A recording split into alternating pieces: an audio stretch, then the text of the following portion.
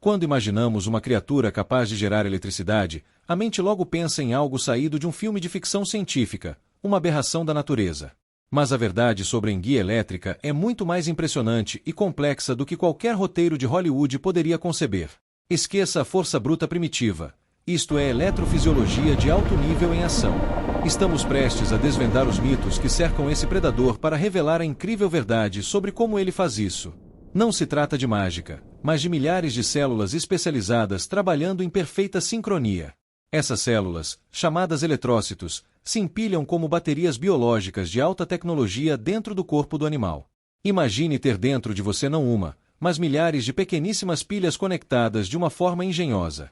Testemunhe o fluxo iônico sincronizado que transforma um simples predador aquático em um circuito letal.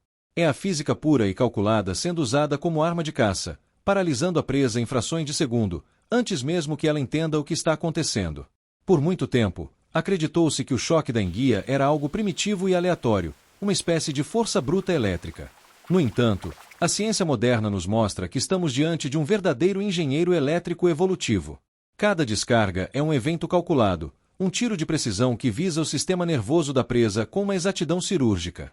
Hoje, vamos mergulhar fundo nessa usina viva e entender os segredos por trás de seus 500 volts mortais. Para começar essa jornada, precisamos entender que a enguia elétrica não é, de fato, uma enguia comum. Ela é uma espécie de peixe-faca mais aparentada com as carpas do que com as enguias verdadeiras. Mas sua característica mais marcante, e que a torna única, é o fato de que impressionantes 80% do seu corpo é dedicado a um único propósito: gerar eletricidade. 3 órgãos elétricos especializados ocupam praticamente todo o seu volume corporal. O primeiro e mais conhecido é o órgão principal, responsável pelas descargas de alta voltagem.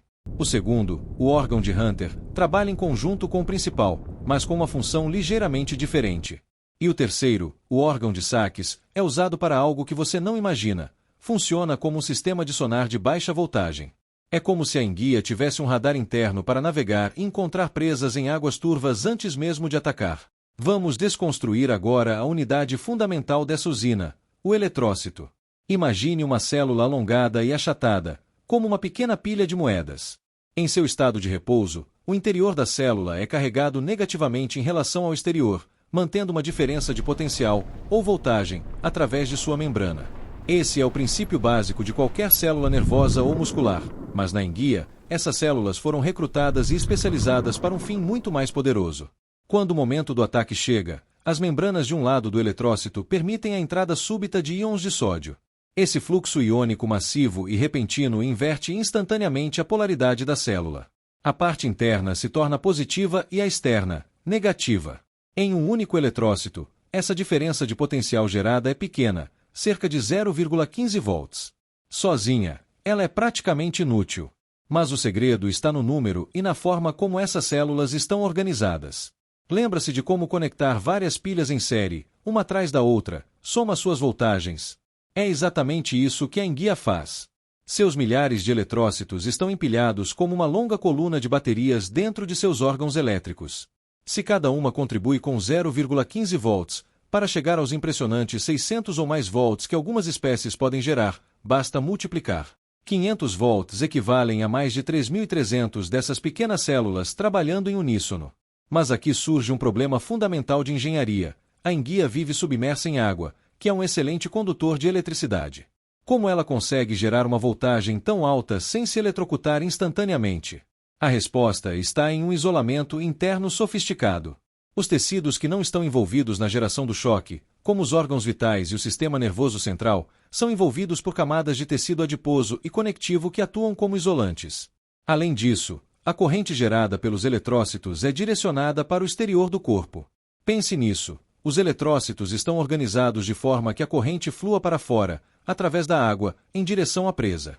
A resistência elétrica do corpo da enguia é muito maior do que a da água ao redor, então a eletricidade escolhe naturalmente o caminho mais fácil. Ela sai do corpo, atravessa a água, atinge a vítima e retorna, formando um circuito externo onde o predador é apenas a fonte, e nunca o alvo. Agora que entendemos a estrutura básica dessa biobateria viva, precisamos explorar como a enguia comanda todo esse sistema com a precisão de um relojoeiro. Não basta ter milhares de eletrócitos prontos para disparar. é preciso um gatilho neural extremamente sincronizado para que todos eles atuem ao mesmo tempo. O cérebro da enguia é o maestro dessa orquestra iônica, enviando um sinal através de uma via nervosa especializada com uma precisão de microsegundos. Essa via nervosa funciona como um cabo de alta tensão biológico, projetado para conduzir o impulso elétrico do cérebro até os órgãos elétricos sem perda de sinal ou atraso. Quando a enguia decide atacar, seu cérebro dispara um comando que viaja em velocidade impressionante por essa rede exclusiva.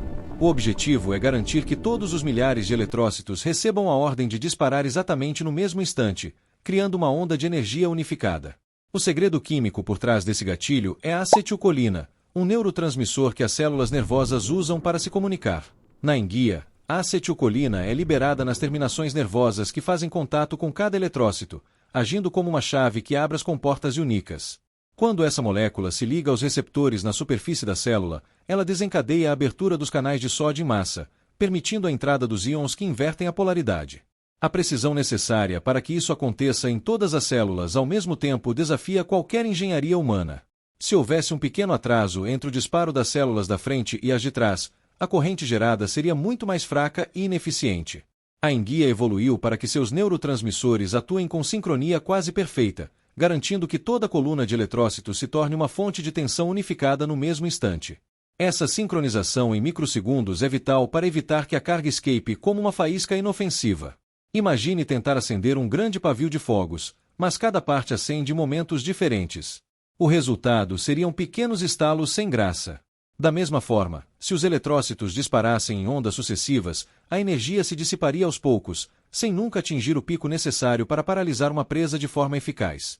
O sistema nervoso da enguia, portanto, não é apenas um transmissor de sinais, ele é um mecanismo de temporização de altíssima precisão. Ele garante que o comando fogo seja executado por todas as unidades simultaneamente, transformando uma coleção de células individuais em uma arma elétrica coesa e letal. É a diferença entre ter 1000 soldados atirando um de cada vez e ter um pelotão inteiro disparando junto. Mas o ataque não se resume a um único choque cego. A enguia possui um repertório completo de descargas elétricas, cada uma com função específica. Existem os pulsos de baixa voltagem do órgão de saques, que funcionam como sonar para detectar presas na escuridão das águas. É seu sistema de navegação e reconhecimento de alvos, sempre ativo e emitindo dezenas de sinais por segundo sem gastar muita energia. Quando uma presa é localizada, a enguia muda a estratégia e começa a emitir pulsos duplos de alta frequência, chegando a 400 disparos por segundo. Esses pulsos funcionam como um controle remoto biológico, projetados para sobrecarregar os nervos que controlam os músculos da vítima. Eles forçam contrações involuntárias repetidas, exaurindo a presa até a imobilização completa, tudo isso sem que a enguia precise sequer tocá-la. Se a presa é grande ou tenta fugir, a enguia executa a manobra de espiralamento.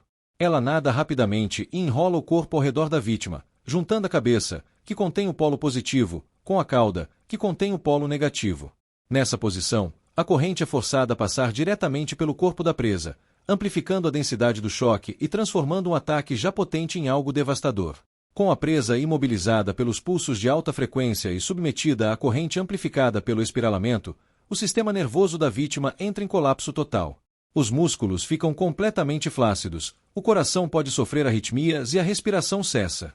Em segundos, a presa está morta ou inconsciente, pronta para ser engolida inteira. É a prova definitiva de que a evolução pode transformar física em arma de guerra absoluta. E é isso aí. Se você gosta desse tipo de conteúdo, curte e se inscreva e comente de onde você é e o que você acha desse incrível animal.